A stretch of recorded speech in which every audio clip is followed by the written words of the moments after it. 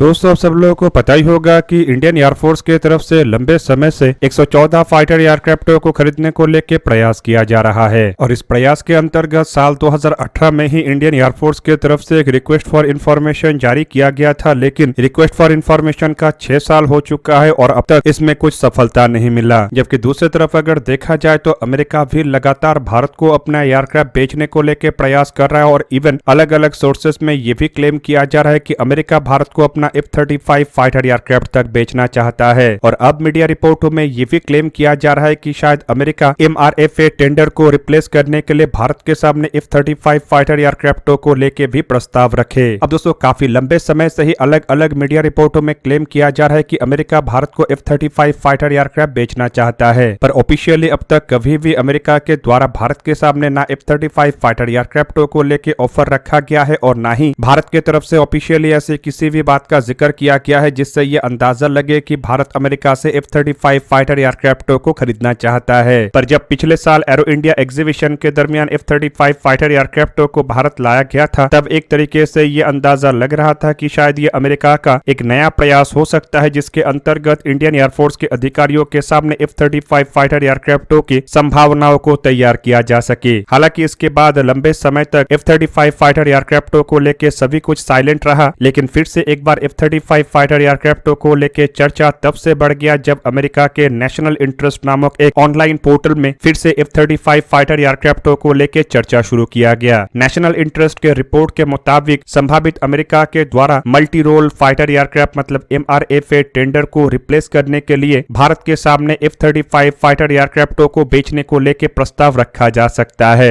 अब दोस्तों, F-35 fighter एयरक्राफ्टों को भारत में लाके ऑलरेडी अमेरिका के तरफ से एक बार इशारा तो दिया जा चुका है, जबकि दूसरी तरफ अगर देखा जाए तो F-35 फिलहाल एक्सपोर्ट मार्केट में अवेलेबल सबसे ताकतवर तरीन एयरक्राफ्ट होने के साथ साथ दुनिया का भी सबसे बेहतरीन स्टेल्थ 5th जनरेशन के एयरक्राफ्ट है और इन एयरक्राफ्टों से चाइना भी काफी अधिक डरता है। और नो डाउट अगर इंडियन एयरफोर्स के बेड़े में F-35 फाइटर एयरक्राफ्ट आ जाता है तो इससे Indian air force technically Chinese air force से काफी आगे चला जाएगा। दूसरी तरफ चाइना के द्वारा जिस तरीके से J-20 एयरक्राफ्टों का प्रोडक्शन किया जा रहा है और पाकिस्तान तक को स्टेल्थ एयरक्राफ्टों को बेचने के लिए तैयारी किया जा रहा है, उसे काउंटर करने के लिए भारत को भी एक स्टेल्थ 5th जनरेशन के फाइटर एयरक्राफ्टों का आवश्यकता था और ऐसे में F-35 इंडियन एयरफोर्स के लिए सबसे बेहतरीन ऑप्शन हो सकता है। पर आप लोगों की जानकारी के लिए ये भी बता दूं कि इंडियन एयरफोर्स की तरफ से ऑलरेडी ये साफ किया जा चुका है कि इंडियन एयरफोर्स किसी भी देश से 5th जनरेशन के फाइटर एयरक्राफ्टों को ना खरीदने जा रहा है और ना ही किसी अन्य देश के साथ मिलकर 5th जनरेशन के फाइटर एयरक्राफ्टों को निर्माण करने जा रहा है। इंडियन एयरफोर्स का पहला 5th जनरेशन के फाइटर एयरक्राफ्ट AMCA मतलब स्वदेशी एयरक्राफ्ट ही होगा, जिस वजह से ऑफ द शेल या फिर इमरजेंसी बेसिस में F-35 खरीदने का संभावनाएं ना के बराबर है। पर दोस्तों, अगर ऑनगोइंग 114 फाइटर एयरक्राफ्टों का टेंडर मतलब MRFA टेंडर के अंतर्गत अगर F-35 फाइटर एयरक्राफ्टों को प्रोक्योर किया जाता है तो इससे एक तरफ इंडियन एयरफोर्स की आवश्यकता भी पूरा हो जाएगा, तो वहीं पे दूसरी तरफ इंडियन एयरफोर्स की तरफ से जो अन्य किसी 5th जनरेशन के फाइटर एयरक्राफ्टों को ना खरीदने का संकल्प रखा गया है उसे भी पूरा किया जा सकेगा, क्योंकि 114 फाइटर एयरक्राफ्टों के टेंडर को काफी बड़े टेंडर के रूप में देखा जा रहा है और इसके अंतर्गत इंडियन एयरफोर्स काफी बड़े अमाउंट में खर्चा करने के लिए भी तैयार है। टेंडर के कुछ शर्तों के मुताबिक एयरक्राफ्टों को डायरेक्टली हासिल नहीं किया जाएगा, बल्कि कुछ एयरक्राफ्टों को डायरेक्टली हासिल करने के बाद ट्रांसफर ऑफ टेक्नोलॉजी के अंतर्गत इन एयरक्राफ्टों को भारत में निर्माण किया जाएगा, जिसमें कि भारत के प्राइवेट सेक्टर कंपनियों को शामिल करना पड़ेगा या फिर ओरिजिनल इक्विपमेंट मैन्युफैक्चरर 100% FDI के अंतर्गत भारत में एक फैसिलिटी बना के एयरक्राफ्टों का निर्माण कर सकता है। पर दोस्तों, यही शर्त F-35 एयरक्राफ्टों के लिए सबसे बड़ा चैलेंज बन सकता है, क्योंकि F-35 जैसे फाइटर एयरक्राफ्टों के ट्रांसफर ऑफ टेक्नोलॉजी अमेरिका करेगा ये तो फिलहाल सोचा नहीं जा सकता और अगर अमेरिका F-35 भारत में निर्माण करने के लिए भी तैयार हो जाता है तब भी यहाँ पे ट्रांसफर ऑफ टेक्नोलॉजी या फिर भारत को टेक्नोलॉजी का एक्सेस देने का संभावना ना के बराबर है। हालांकि दोस्तों, यहाँ पे भारत के सामने सुखोई Su-57 एयरक्राफ्टों के एक्सपोर्ट वर्जन का भी एक संभावनाएं है, लेकिन अगर अनवाइस्ड तरीके से F-35 और सुखोई Su-57 एयरक्राफ्टों को कंपेयर किया जाए तो no doubt F-35 aircraft Sukhoi Su-57 एयरक्राफ्टों से काफी आगे होगा। ऊपर से सुखोई Su-57 एयरक्राफ्टों को लेके ऑलरेडी भारत काम कर रहा था, जिस वजह से इन एयरक्राफ्टों को लेके संभावनाएं जहां पे हाई है तो वहीं पे इंडियन एयरफोर्स की तरफ से ऑलरेडी इन एयरक्राफ्टों को रिजेक्ट करने के वजह से इन एयरक्राफ्टों का संभावनाएं गिरता भी है। हालांकि दोस्तों, भारत के द्वारा अगर MRFA टेंडर को संपूर्ण रूप से रद्द करके इसके जगह में 5th जनरेशन के फाइटर एयरक्राफ्टों को खरीदने को लेके कोई प्लान बना बनाया जाता है तो यहाँ पे सबसे अधिक संभावना F-35 एयरक्राफ्टों का होगा और कई सारे पुराने एयरफोर्स के अधिकारियों के तरफ से भी लगातार F-35 एयरक्राफ्टों को ही सजेस्ट किया जा रहा है, जो कि चाइना को काउंटर करने के लिए भारत के लिए सबसे बेस्ट हथियार होगा। अब दोस्तों एक तरफ जहाँ पे F-35 फाइटर एयरक्राफ्टों को लेके अमेरिका के तरफ से एक अलग तरीके का प्रयास चलाया जा रहा है, तो वहीं पे दूसरी तरफ इंडियन आर्मी को भी जल्द ही एक ताकतवर तरीन ड्रोन मिल सकता है। दोस्तों मैं यहाँ पे जिस ड्रोन का बात कर रहा हूँ असल में हर्मिस 900 सीरीज के ड्रोन है, जिसे कि भारत में अदानी डिफेंस के तरफ से दृष्टि 10 के रूप में डेवलप किया जा रहा है और ऑलरेडी ऐसे ड्रोनों को इंडियन नेवी को सौंपा जा चुका है और अब रिपोर्टों में दावा किया जा रहा है कि जल्द ही इंडियन आर्मी को भी अपना दृष्टि 10 ड्रोन या फिर कहे तो हर्मिस 900 ड्रोन मिल जाएगा। अब दोस्तों रिसेंट कुछ इमेजों में दावा किया जा रहा है कि अदानी डिफेंस के तरफ से ये हर्मिस 900 सीरीज के ड्रोनों को डिप्लॉयमेंट के लिए लगभग तैयार कर लिया गया है और इंडियन आर्मी के तरफ से जो अदानी डिफेंस से ड्रोनों को खरीदने को लेकर ऑर्डर प्लेस किया गया था, इसके अंतर्गत जल्द ही आर्मी को अपने ये बहुपेक्षित ड्रोन का डिलीवरी भी हो जाएगा।